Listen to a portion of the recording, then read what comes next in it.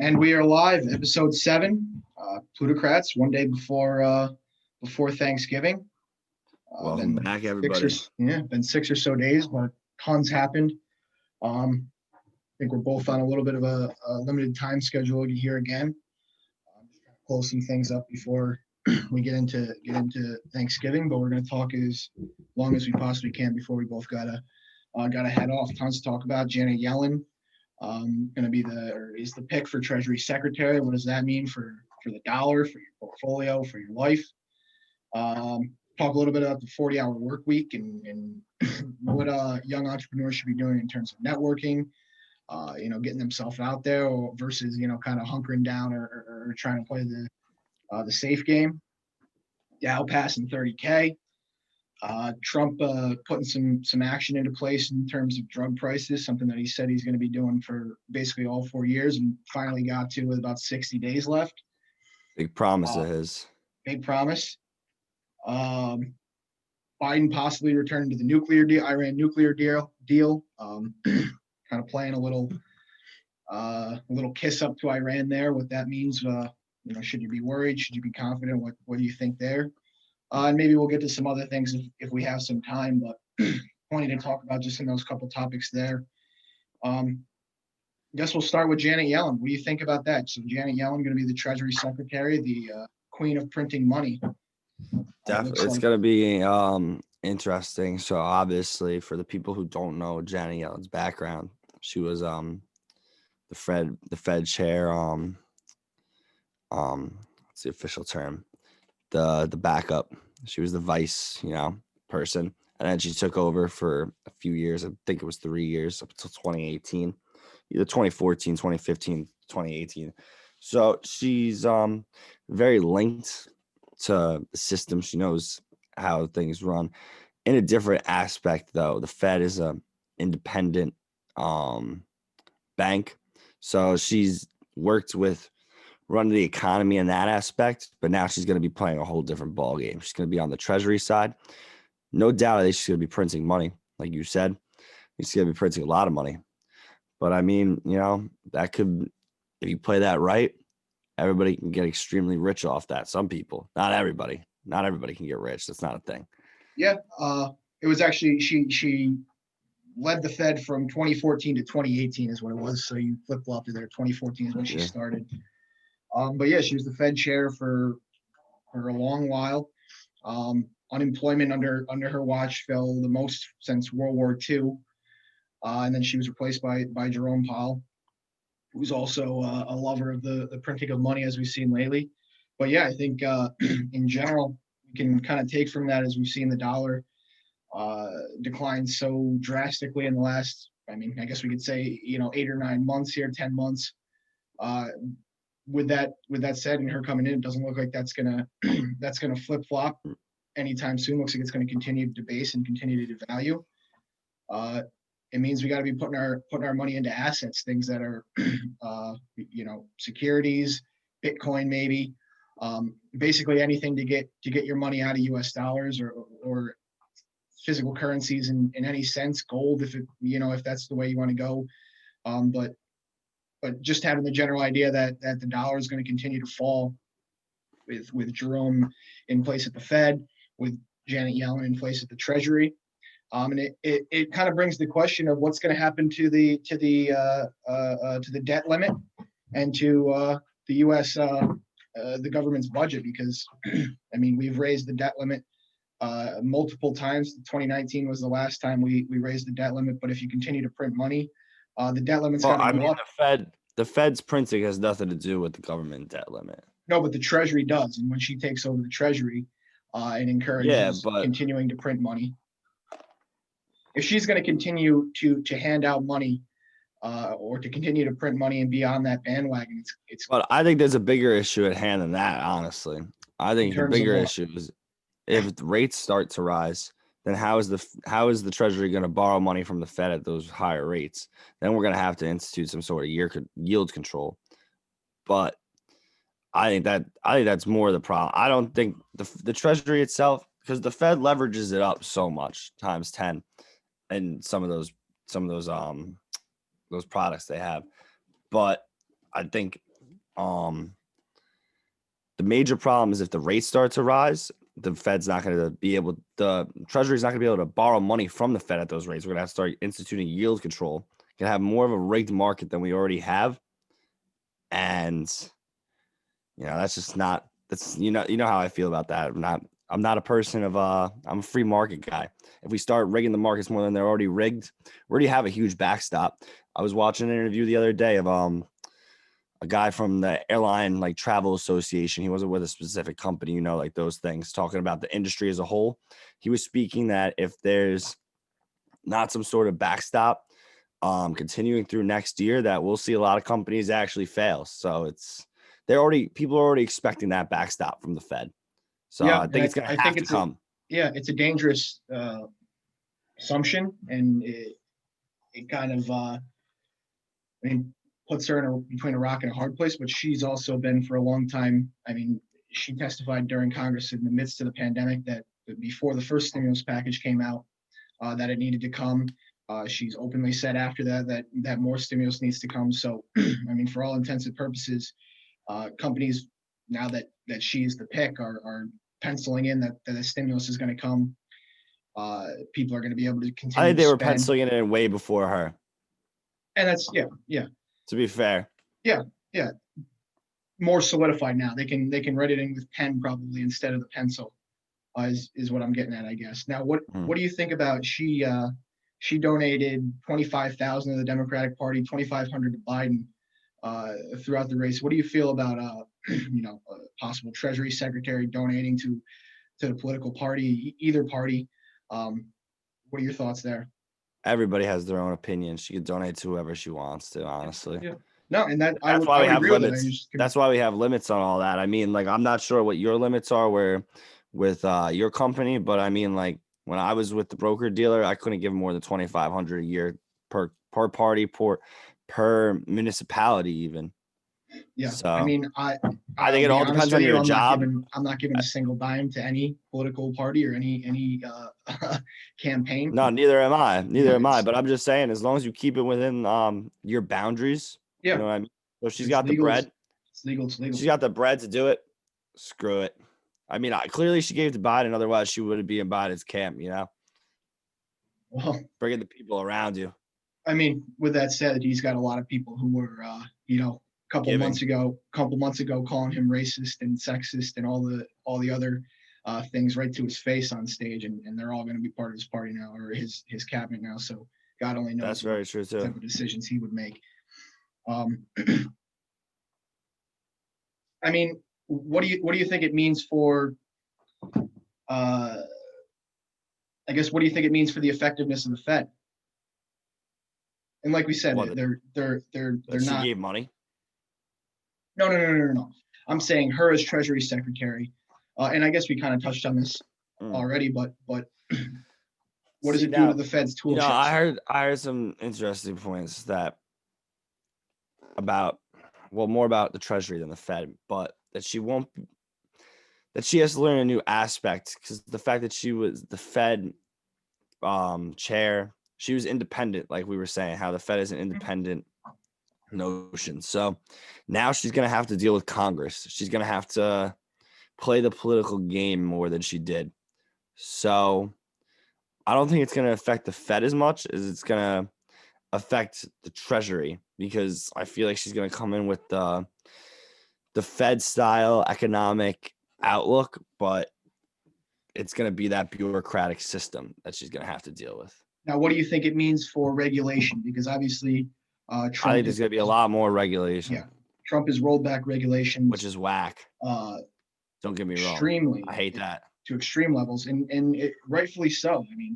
Obviously, after things like 2008 crisis, people wanted to just fire in regulation like there was no tomorrow, because they thought, screw the banks, we're gonna stick it to them. And it was almost to the point where they were literally just trying to stick it to them versus actually trying to regulate them. And it appears that even after Trump's rolled those back, and we've seen some success in the banking industry and surrounding industries that have to deal with that, it looks like, it only lasted for 4 short years, and it's going to be thrown right back in, and banks are going to be regulated to extreme heights again. I'm pretty sure Yellen is the one who came out with the Frank Dobbs Act. Yeah, Pretty sure that was her. yeah. So she's definitely going to be regulating. That's 100% for sure. I would love to see some rollbacks, but that's not going to happen. I would say, printing and regulation go hand in hand. You're messing with the markets. You're not obviously not a laissez-faire style leader, and she'll probably regulate more than we've seen, or maybe not even more than we've seen. But apparently, a lot of Trump's rollbacks weren't official rollbacks. They just really stopped enforcing stuff. So we might just see more enforcement on the rules that are already on the books. But that's definitely not something I'm looking forward to in terms of Yellen. The printing I can live with, like I said, because I believe that a Mhm. lot of people are going to get very rich if you play your cards right. Like I'm talking like comedically, like actually like funny rich. People are going to be laughing like, damn, I made $15 million because the print. And I put my money somewhere and now I flipped it back and I'm balling. So it's going to be an interesting time. Next Now, 5 years. what about and this is, I guess, an unknown at this point, but Yellen has pushed multiple times about the fact that Trump and Mnuchin's, I guess, their how they go about the China trade deal and the tariffs and such. She's noted multiple times that it's going to devastate the Asian economy, other than China, but smaller Asian countries and things like that. What do you think? What do you think happens there? Do you think she rolls back a lot of the tariffs and things like that, or pushes to roll back a lot of those tariffs? I think Uh, obviously Biden I could definitely is see her doing that.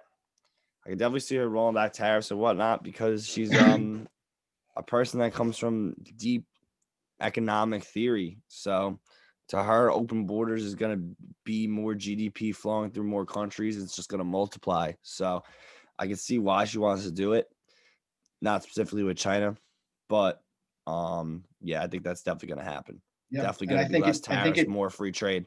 I think it poses a real risk to the economy in the sense that, and like we talked about the debt limit and things like that, if they continue to print, whilst allowing America to essentially be ripped off by foreign countries and just continue to pile up that debt while printing, there's gonna come a point where we do hit that limit again, and it's it's going to be a serious issue. It's going to be a serious issue when it does occur.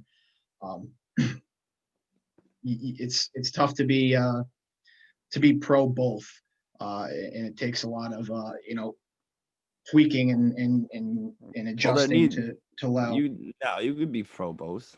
Why can't you be?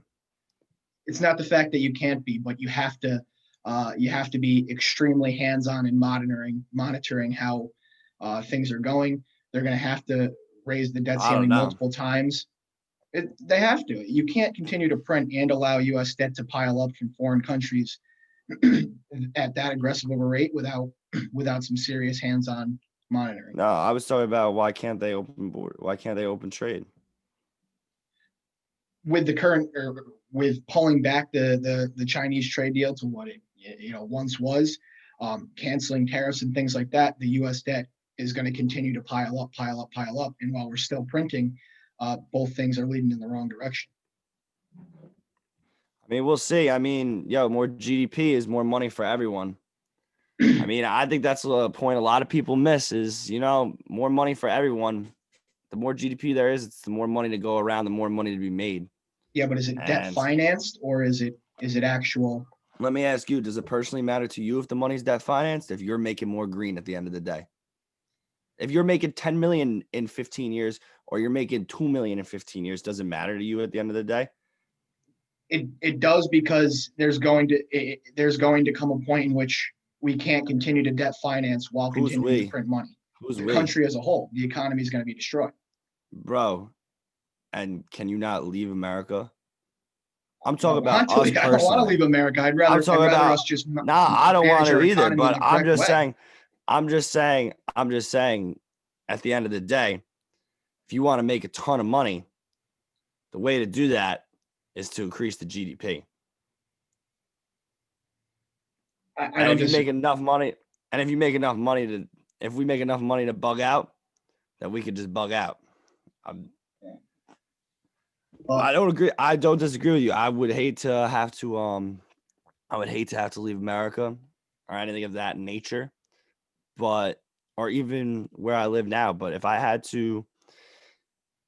it meant opening up borders and no tariffs for me to make a few million a year, and the trade-off was I had to go live in the middle of the woods somewhere, I would do it. Just because the world's connecting, I'm telling you, it's just the GDP. Even if for example, just our hemisphere was just open free trade. I'm not talking about immigration where you could just walk across the border. Not talking about some crap like that. But no tariffs, the amount of trade would be wild. Wild. So of course, some lower people here screwed. And that's horrible. That is. But at the end of the day, we have competitive advantage in a lot of things. And other countries would level up from us as we level up from them. 100%. We would have so much cheaper items. People would have more money to spend. These countries would have more money. We'd be selling them better services. And it'd be a game changer. Proper deals have to be in place for that to happen, or else we're going to have proper deals are regulation. Proper deals are regulation. The point, in my opinion, the point I'm making is when there's deals in place like the previous China trade deal, we're not benefiting from outsourcing that to other countries, but they're benefiting from us outsourcing. I'm not speaking on that. I'm not speaking on that though. I'm speaking on if we had free trade. Theoretically, everyone would be getting richer. Everyone. Mad at these people that sit around. Don't get me wrong. I'm not saying that people have their opinions, but the businessman that has like a mid-sized factory that does like, he probably brings in like 600,000, $1 million a year, probably does like 15 million to 50 million in revenue, his factory. That dude would be way richer. And he probably doesn't even realize it. He's probably one of the dudes saying, "Nah, fuck that. We can't have immigration, yada, yada, yada." Yeah, but that's assuming the entire world is completely free trade. But when you bring in countries who are going to do things to artificially lower the cost that a company is going to pay, or artificially increase the cost that a company is going to pay when outsourcing or exporting, importing, then it throws a wrench in the entire idea. And I think we know that in reality, we're never going to see full free trade across the entire country. So it's a theory. No, most definitely. No, most definitely. But not in some countries, it's not theory. Not in some countries at all. In countries like Europe, all industrialized countries, it's not. If we committed free trade, if we had free trade agreements with them, which we did at one point. All right, let's move because we're only limited on time here. So, what do you want to touch on next? You want to touch on pharmaceuticals, Trump and the pharmaceuticals? Yeah, we can go there. And then let's roll some deep thinking. All right, some 40-hour work week entrepreneurial stuff. You jump into that Trump pharmaceuticals and yeah. So Friday, I mean, he was pissed. Let me tell you a little bit of what he said. This was kind of savage of him. Trump's got to be savage, even in doing his good stuff. So he comes out and he was like, yada, yada, yada. So the drug companies screwed me over. They wanted to wait to announce their vaccines till after the election because they knew this was coming. He was basically telling everyone, I had these mans on the chopping block, and that's why they screwed me for the election, which I can kind of see. But at the same time, I'm thinking more of the same scenario we were discussing last week with, I think they held it out so that they can get the pot for their stuff more than fuck Trump over. But fuck Trump over could have also been a play in their minds. So he got rid of let me give you the official name. He got rid of the unapproved drug initiative.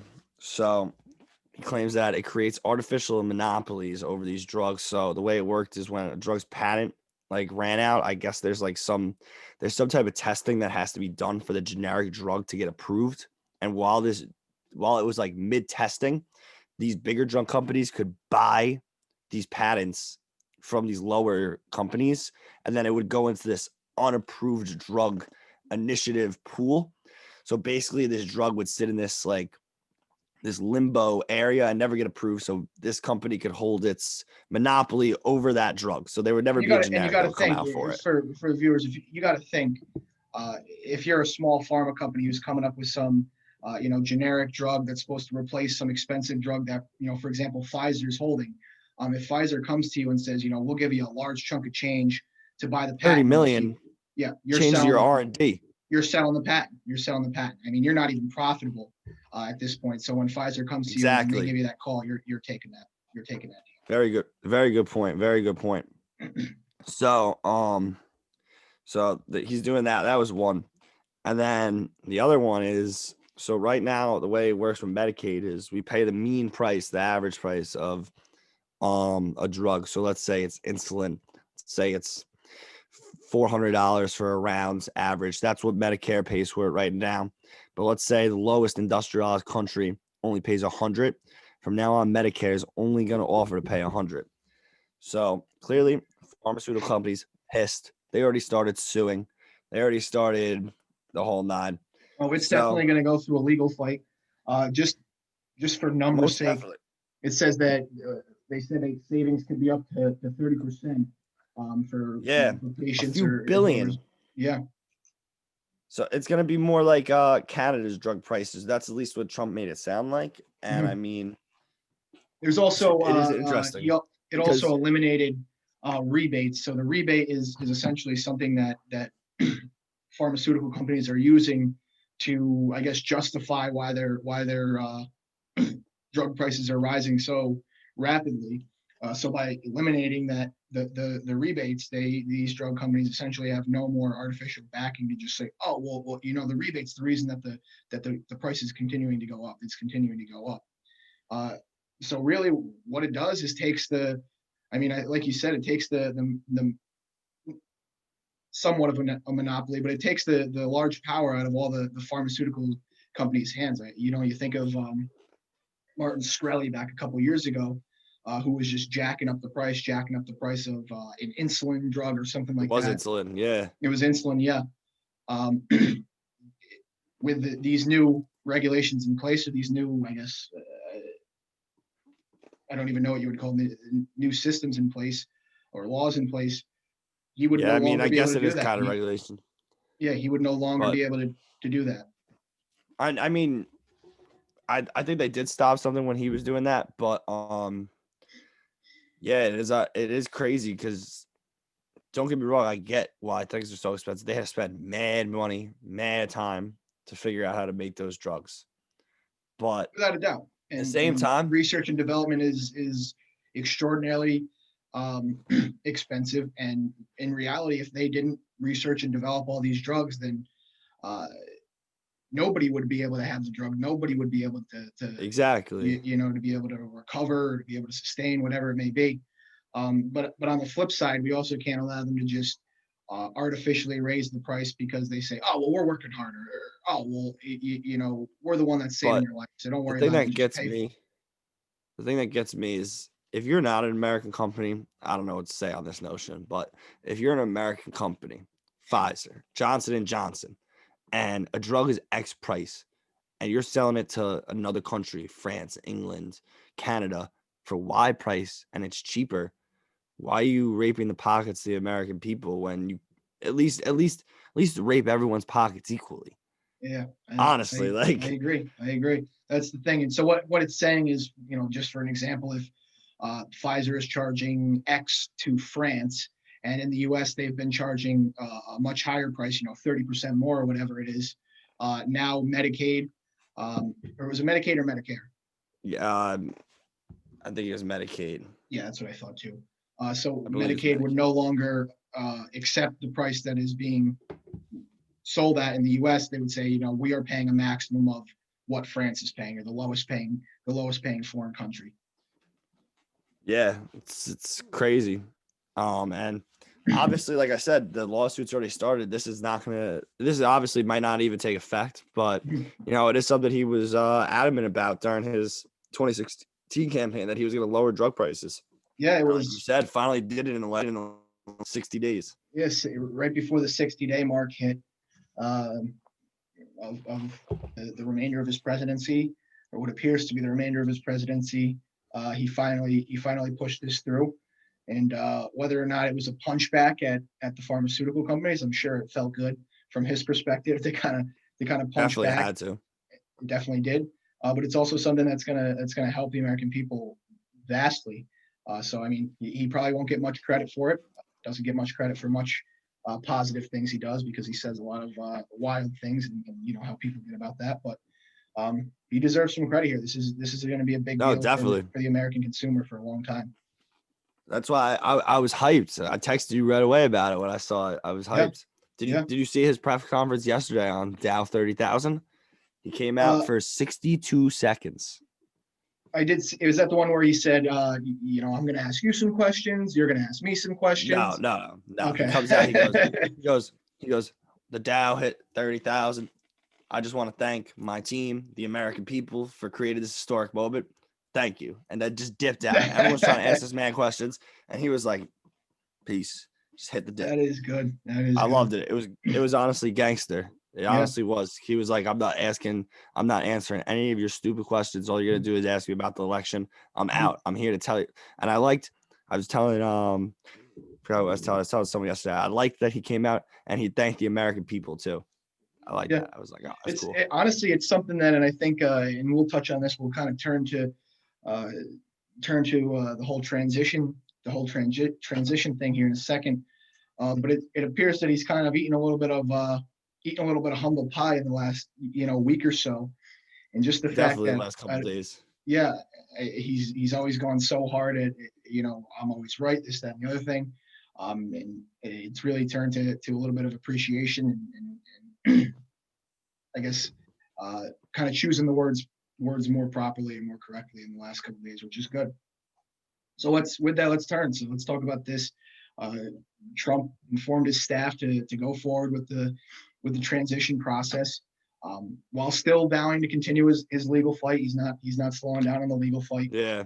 But what he did say, in the best interest of the country, let's move forward with the preliminary steps of transition, and the peaceful transition of power. What do you make of that? I think it was to him conceding. We're gonna see, because I mean, how many states did we? I think we came back on 2 or 3 of like official recounts so far. Georgia, Michigan, maybe. Was it Michigan or Wisconsin? One of those states. So, but whatever it is, we're pretty close to taking the out. Like it's basically happened. So if he concedes after this, possibly, but I think it was good that he at least started, because now it's definitely taking it out of the people's mind, because there was definitely a lot of people who thought this is not going to be a peaceful transition of power if like when the day comes. And at least I think now people realize that he's gonna peacefully go when it does come. He will. Yeah. And I all along I was of the opinion that he's not going to stop fighting until January 20th. But when that day does come, for the best interest of the country and the country that he loves, he would peacefully step down, and that would be that. Now, whether or not he steps down and immediately goes on to a 2024 campaign is a different story. But he's not gonna put up you're gonna have to drag me out of here with a SWAT team type of thing. I don't think he wants to be remembered for that.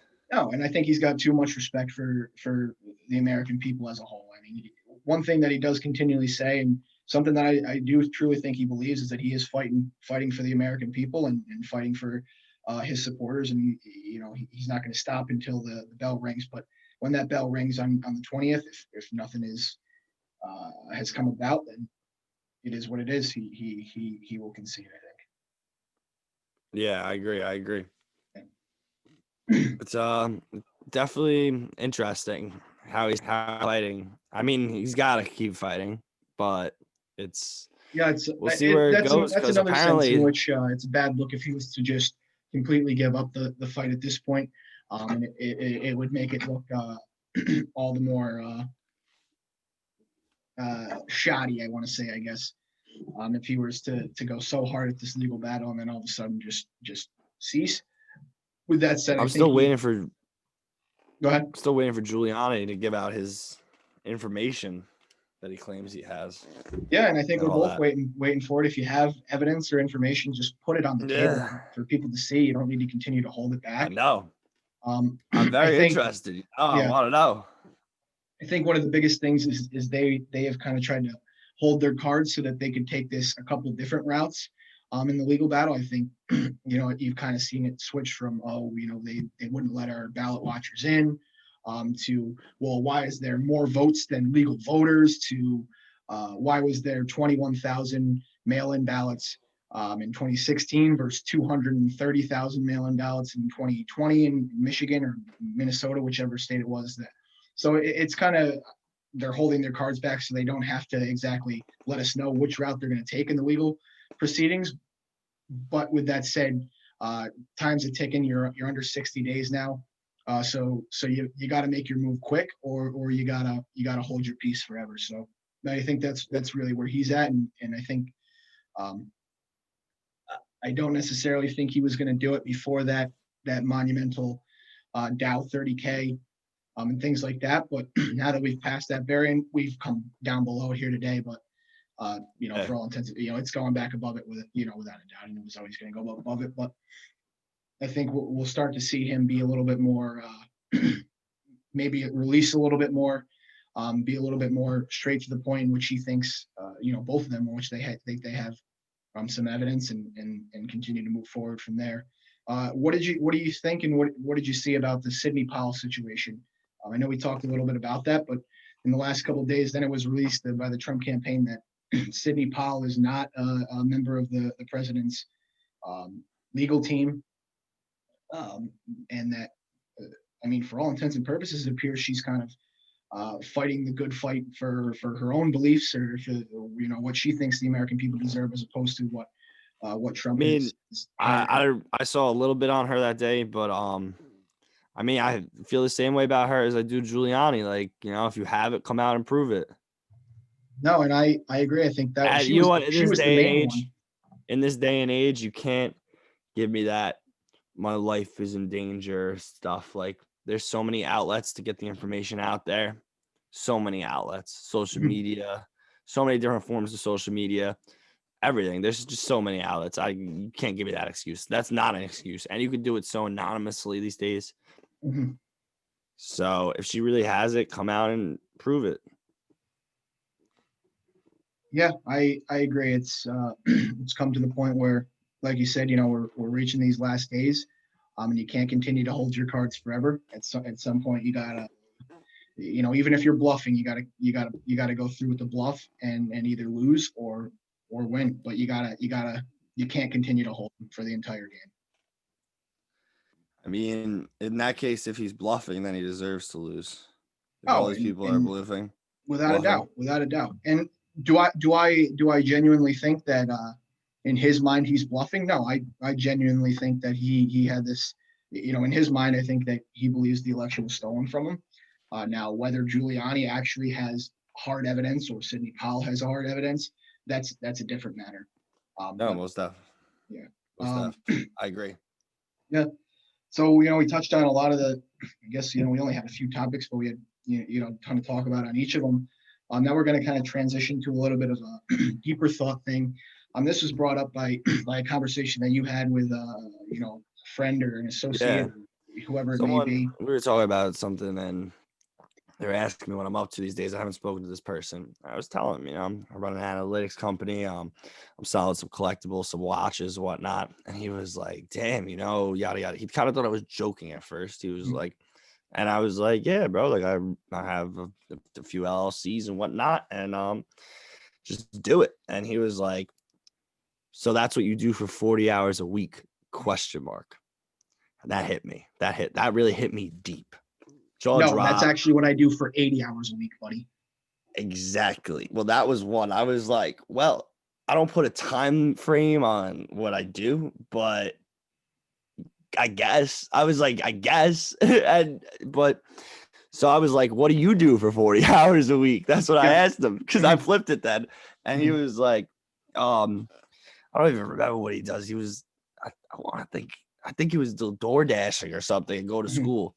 Mhm. So like, I was just like, bro, I was And like, that's not the it's very mindset you interesting need because that's one thing that I was going to say. This is a younger guy, and it's funny that he said he was door dashing because I don't think because he doesn't even have a boss. he's Yeah, definitely not exactly. fixed door dashing 9 to 5 every day or 8 to 4, whatever it may be. But a lot, especially with the younger people in the gig economy, the 9 to 5 has gone by the wayside. So the idea that people are you Exactly. working 40 hours a week? Like, no, maybe I worked 33 this week. Maybe I worked 80. Maybe I worked 110 this week. And I think for all of us as entrepreneurs, we're all in the category of 80 to 120. But it's not a fixed time scale. It's a matter of when is there work to be completed all day long. So how long do I have, and how long do I need to sleep? The 7 a.m. to 2 a.m. Is the way to go, really. For especially kids that are his age, our age, whoever it may be. Yeah. You get the call, you get a call, and it's time to go to work. You can't duty calls. You can't just hang up the phone. Yeah. So it's interesting. And with that, I'm talking about the young entrepreneurial mindset with the times, you gotta just work. It doesn't matter. You gotta grind it out. Mm-hmm. I've been hearing some people discuss, it's time to batten down the hatches, stop going out, start pinching all the pennies from that 9 to 5 that you're Yeah. making 45 grand at whoop-de-doo, for kissing your boss's ass, by the way. But Mm-hmm. so how do you feel about that? What do you think about that? Do you think at 20, but let's kick it up even below the age of 25, 26? Do you Mm-hmm. think you should be batting down the hatches, or do you, yeah. What do you think about that? I think it's a two-sided question, and it's different for everybody. I mean, a little bit of it. Me myself, I've been dating the same girl for 6+ years now. Lived together, all that stuff, and perfectly fine in the home front. But with that said, we're not just bunkering down and spending every minute that we're not at the 9 to 5 at home. Um, we both do different things to go out there and network, and I think that's when for example, member of a country That's club. That mhm. to me, yeah, is it fun? Am I going out there and having fun? Of course, I love golfing. I love hanging out with the guys, meeting the guys, talking to them about just everything. But it's also work for me. I'm getting my name out there, especially as a young entrepreneur. The biggest thing you can do is just get your name in people's mouths, get them talking about you. So the idea that you're going to Exactly. hunker down and Yeah, pinch the let me pennies, like, clarify. By hunker down, it was more of a, just to pinch the pennies and to start, put everything you got into the markets. But you know what? This is coming, speaking from two people who are both entry level workers making like and below 40 grand a year.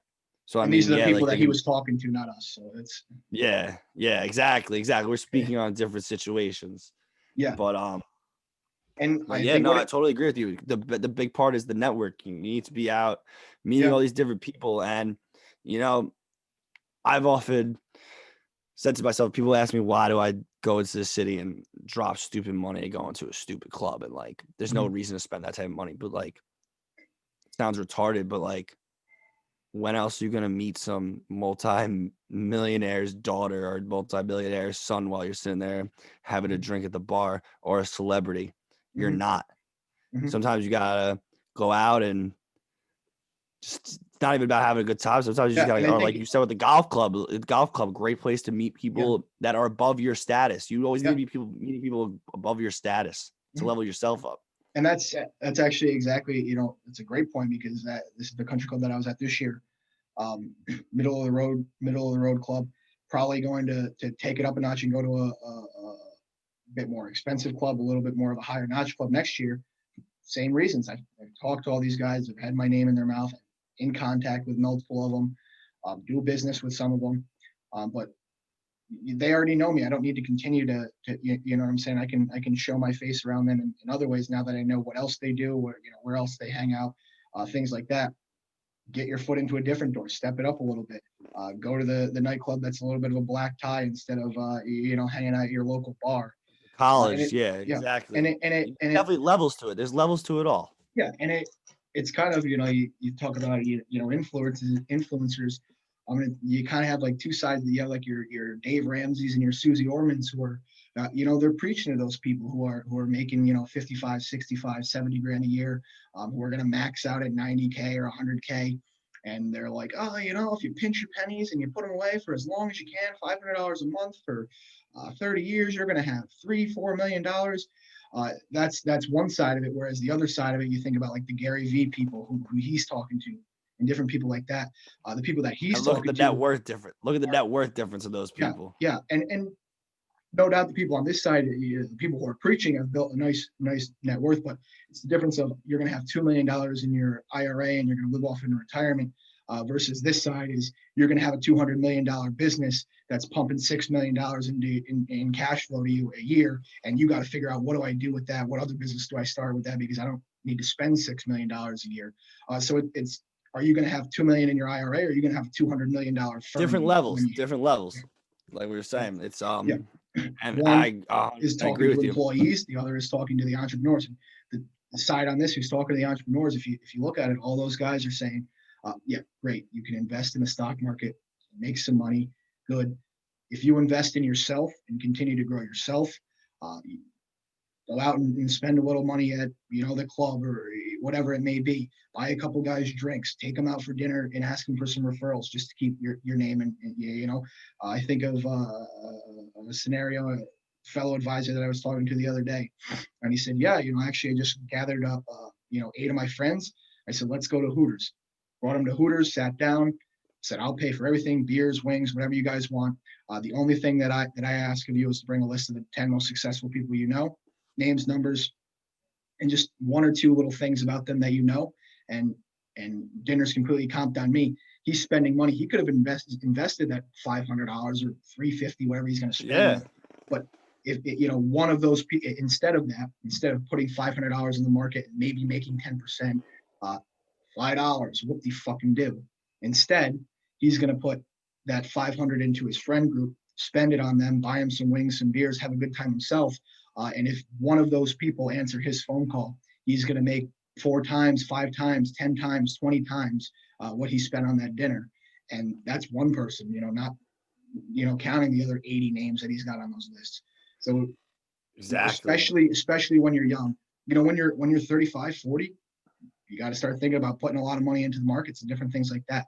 But when you're younger and you're an entrepreneur, you need to be investing in getting your name out there, getting your brand out there, building that brand. Like just 100%. There's different forms. There's different forms of investing. I like that you clarified it as investing. You're investing in yourself. You're investing in your brands when you're doing stuff like that. Yeah. 100. The amount of people that have just called my number and been like, Phil, I know you're involved in X, Y, and Z. Let me do this. It's like they just want to get involved in business with you. Everyone wants to get involved in business with you when they know you're in business. Mm-hmm. And it's a matter of great. And it's about just keeping the grind on. The more years you're there, the more years you're there, the more people that are gonna know. Yeah, and it's become a little bit easier to get your name, brand out there because of social media.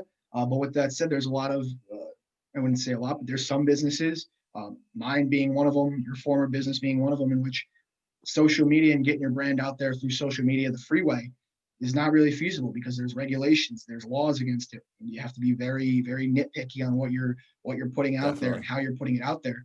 So with that said, you kind of got to spend a little money and do things in some non-traditional ways or some non-modern ways to. I know a lot of advisors that they just throw that shit right across everywhere they want to. Oh, I know plenty that do the same thing too, but it's a matter of, they can make a lot of money on the short end. That one time they fuck it up. And a multi-million-dollar practice is gone, burnt to dust. Yeah, licensed to become a millionaire, gone. Gone.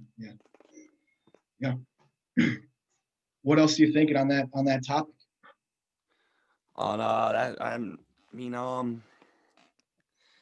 Honestly, I just think a lot of people talk about being prepared to take risk and whatnot, but I don't think a lot of people are prepared to take risk. No one wants to leave their comfort zone. Mhm. And I get it, it's nice to sit in your house and be comfortable but And it's just it's an interesting fact because there's plenty of entrepreneurs that are 40s, 50s, 60s, etc.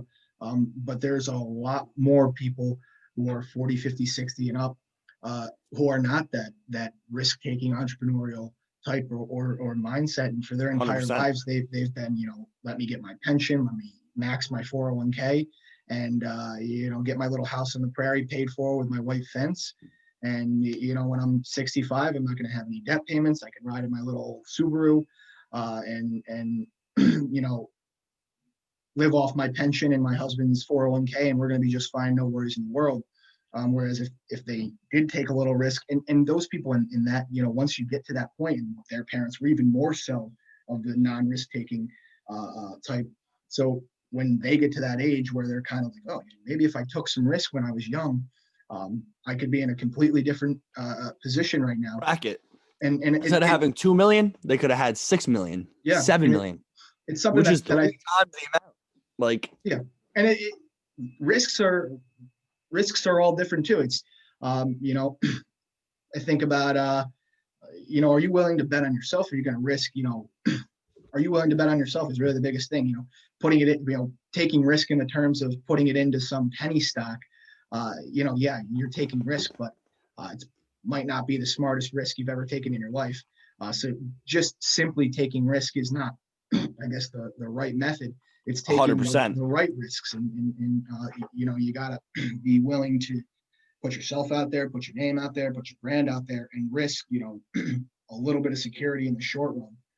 And earlier 100%. on, you might not be able to buy a house by the time you're 28, but guess what? You'll be able to buy 4 houses by the time you're 38 or 48. Exactly. Yeah. So the people, you know what? Comment I gotta make, the people who like to play it safe, who just want a penny pinch, those are the same people who think the 60-40 are gonna work for them. That they could when they're 60 years old, they could just put 40% of their money in bonds and 60% of their money in stocks, and they're gonna be fine. Like, and it's something that I talk to people every single day about, is the fact that and these large financial institutions have had such an impact on the world, and that 50 years ago an academic came up with this idea that as you're younger you can take risk, and as you're older you got to get more conservative. But it was really made famous by the financial institutions, and it's something that I completely disagree with. But there does have to be some legitimacy. So you can't necessarily lose 30% of your portfolio when you're 65 or so. But you're also not going to be able to sustain any type of wealth or portfolio when you're pulling on it. Markets are going up and down, and you've become extremely conservative in a 60-40 cents or something like that. So yeah, you have to understand where the correct risks are, and how to, I guess, eliminate as much risk as possible while still having yield available, or having the ability to gain available. that's definitely it. It's just all about looking for the real yield. Yeah. And like right now, there is no real yield. So someone in a 60-40 scenario, I don't see how. I mean, their stocks are going up, no doubt. Their stocks have been whipping, but their bonds, their bonds prices have been going up, but their bonds yields have been getting smacked. And I think the point that we're trying to make is market risk is not the risk that you need to be worrying about, especially if young entrepreneurs our age and such. It's definitely you gotta take the personal risk, or the individual risk. There's more to be gained. There's more upside from the individual risk than there is from the individual reward from going out there and networking and whatnot than there is from sitting at home and squirreling 40 grand away from a paycheck into the market. Because at the end of the day, will that make you rich? Hell yeah. Over 40 years, you keep putting 40 grand, 50 grand into it. But is that the fun way? You're definitely not going to be out with me in Tulum in 2 years from now, living life. Yeah, and I think that's another thing is, you see a lot of the people, and you talk about people who are building to sell versus people who are building to build. You really got to enjoy the process, and I enjoy the process, and I think I know you enjoy the process as well. Yeah. But those people who are willing to take that risk are really the people who enjoy the process. They're the people who are, have a $20 million firm, and they're taking home the least amount possible because they want to reinvest in it. They want to, build the process and continue to grow.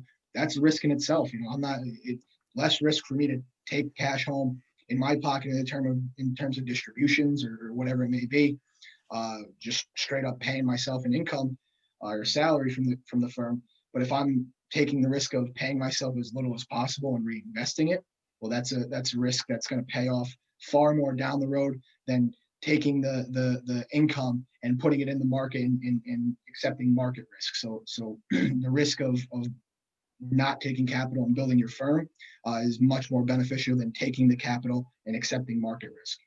Yeah, no, definitely. 100%.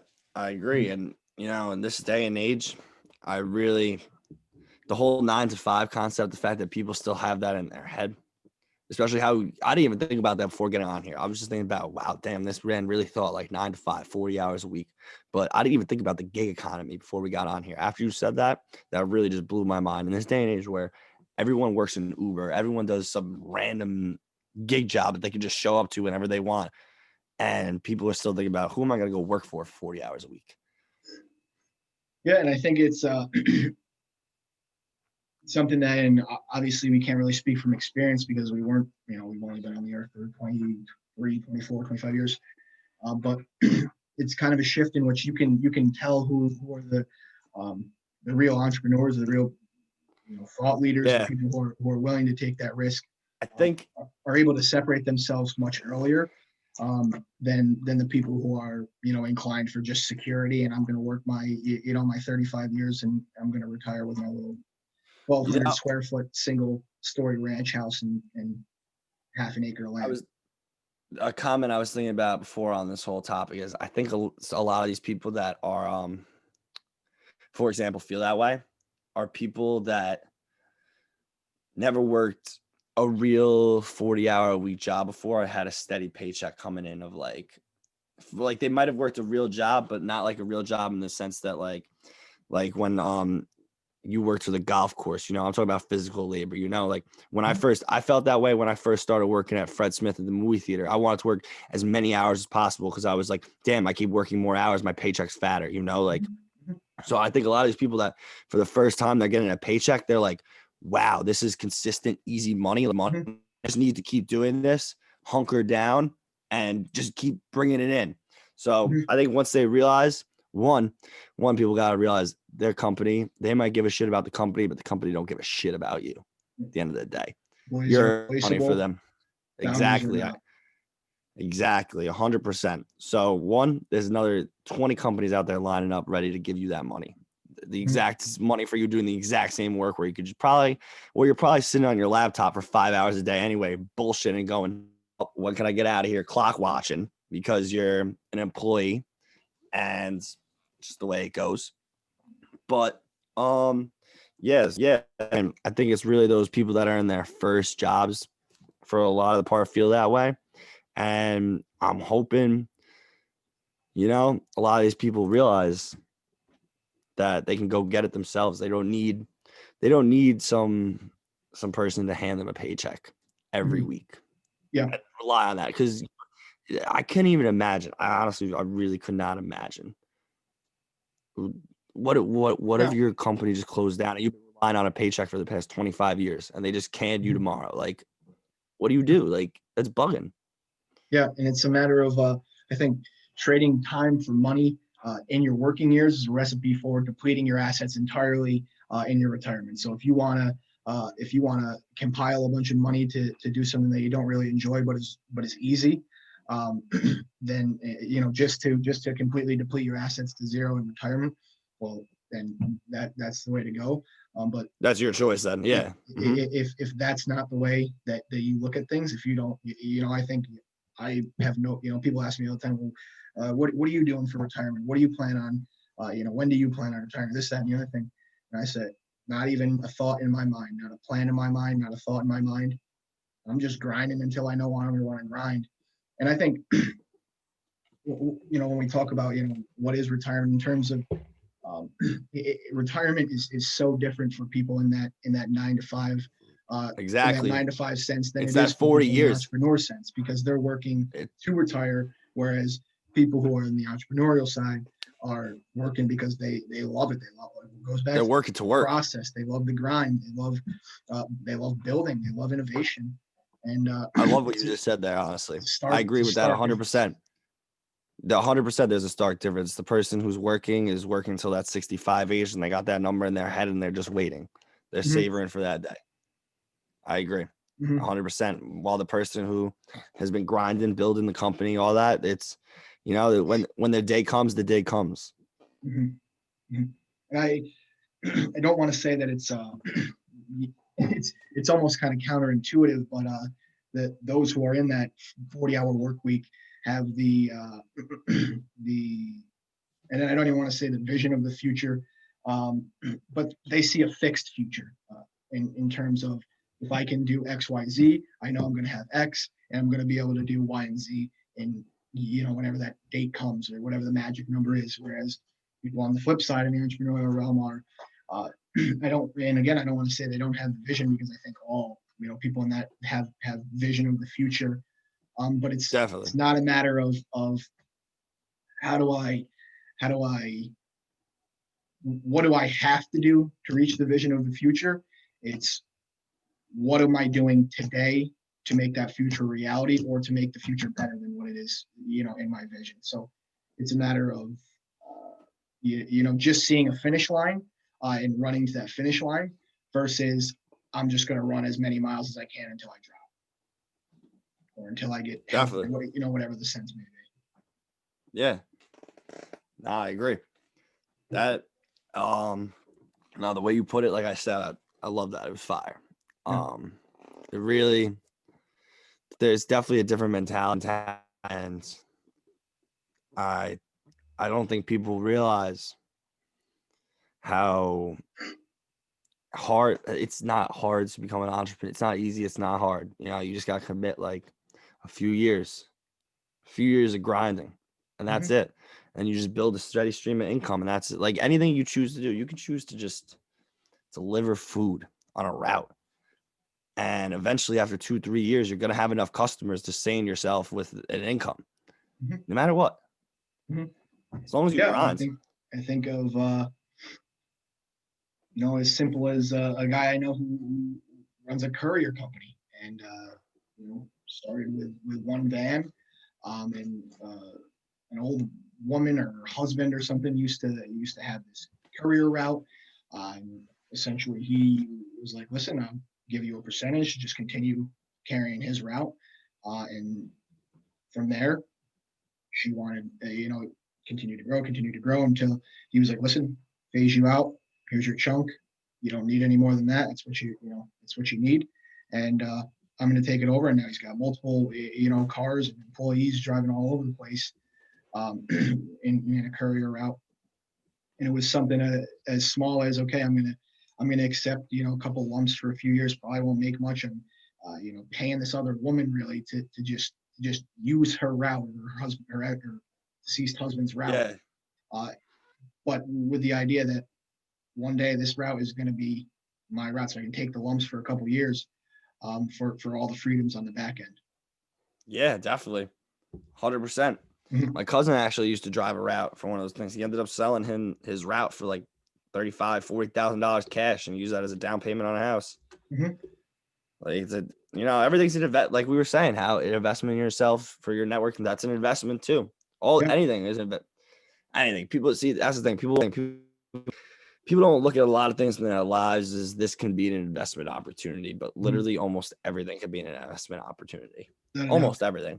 I mean, and I'm not saying you should have, because that would be a stressful life to, like, even if you're going to buy a car right now and you're like, damn, I need to pick the right car so that it appreciates, doesn't depreciate. No, you don't need to be stressing like that. But in some things, you should be stressing about that. You should be making sure you buy the right thing so that it's appreciating, not depreciating. Yeah.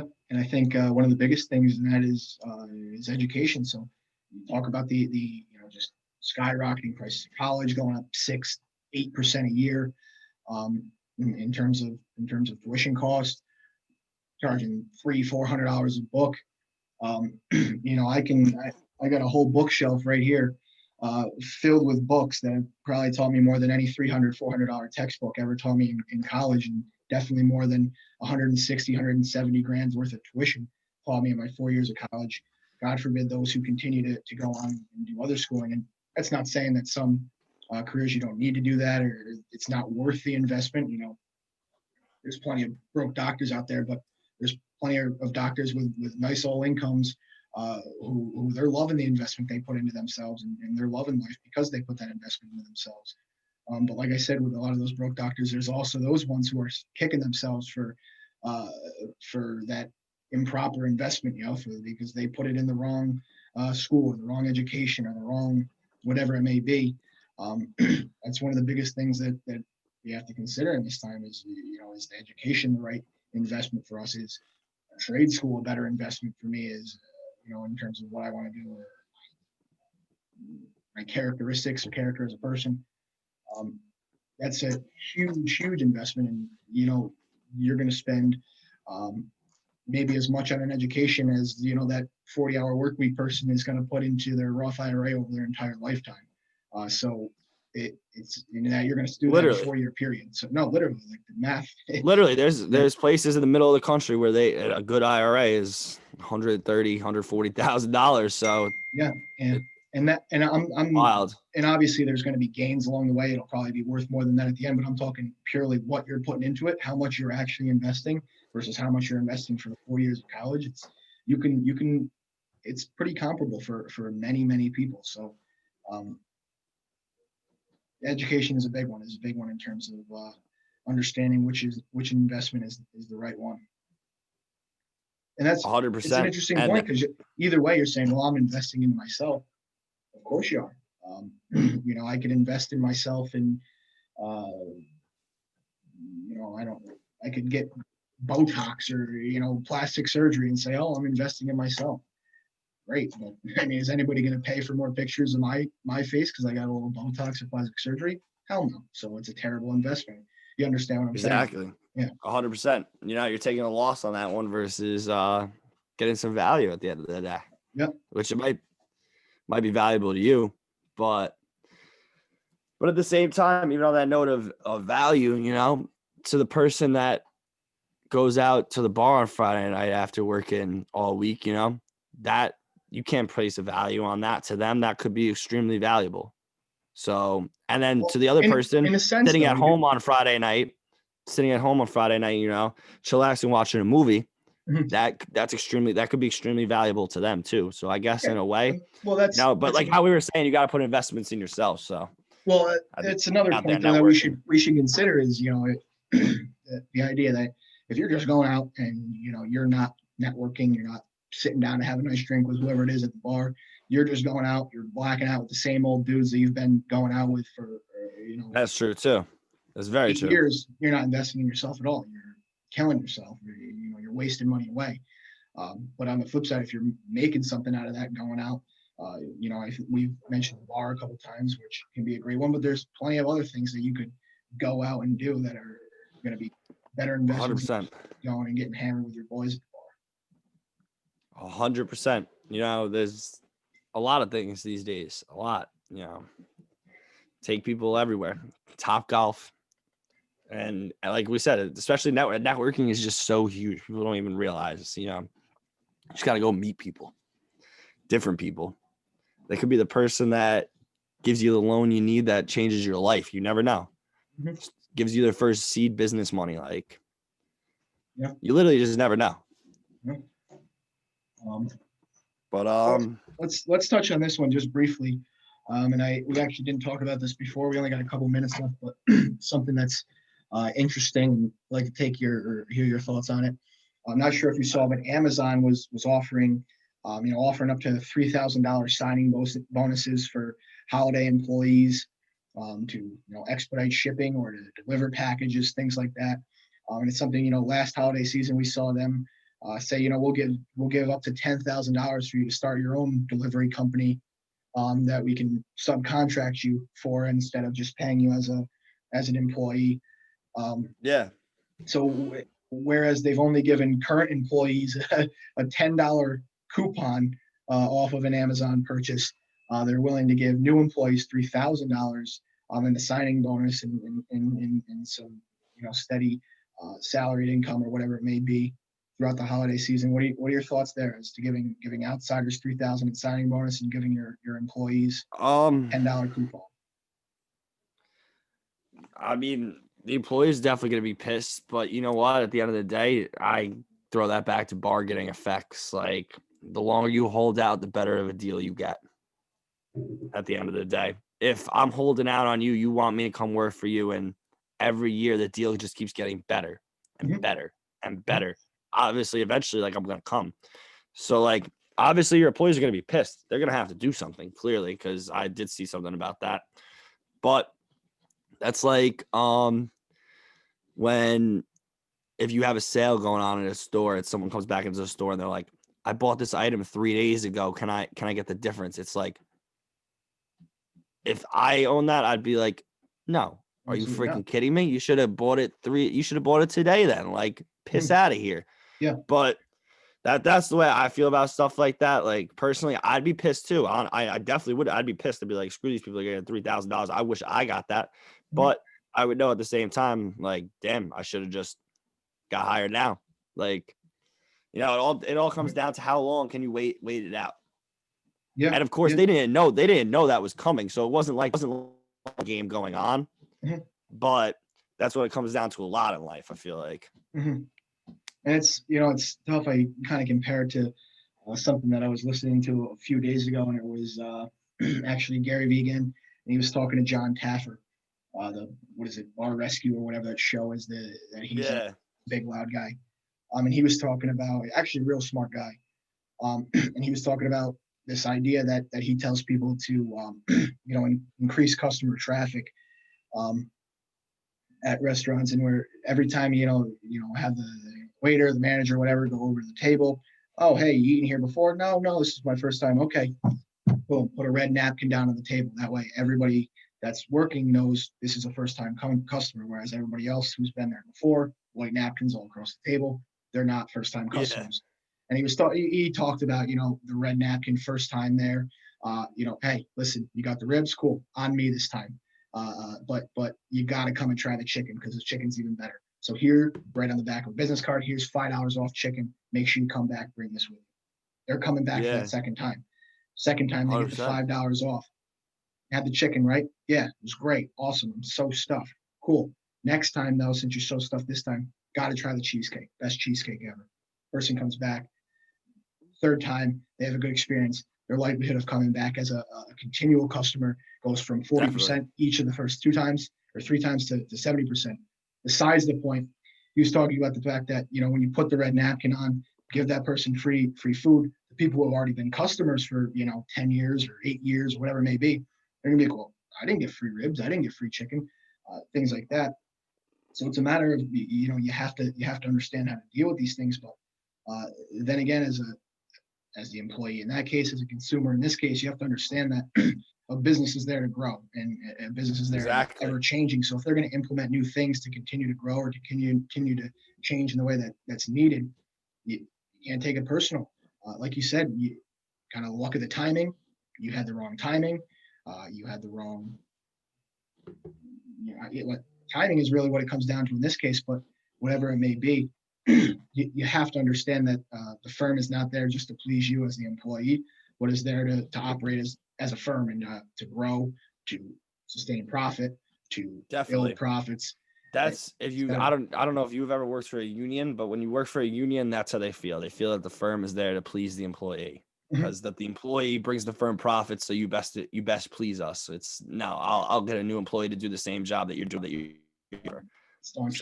Staunchly opposed to unions for just that reason.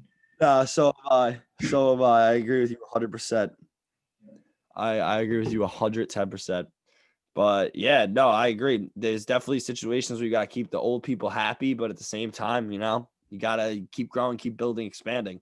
Yeah, without a doubt. Yeah, I mean, that's all I got on my list here for today. I know we got about 8 minutes until we both got to run for things we got to do at noon. So yeah, I kind of got to wrap it up. Yeah, that's cool. Yeah. happy Thanksgiving to everybody. We'll see. Yeah, I hope everyone has a good Yeah, Thanksgiving. Stay safe. we probably won't do one on Friday, so we should be back next Tuesday, I would say, with episode 8, and that's it for episode 7. So thank you.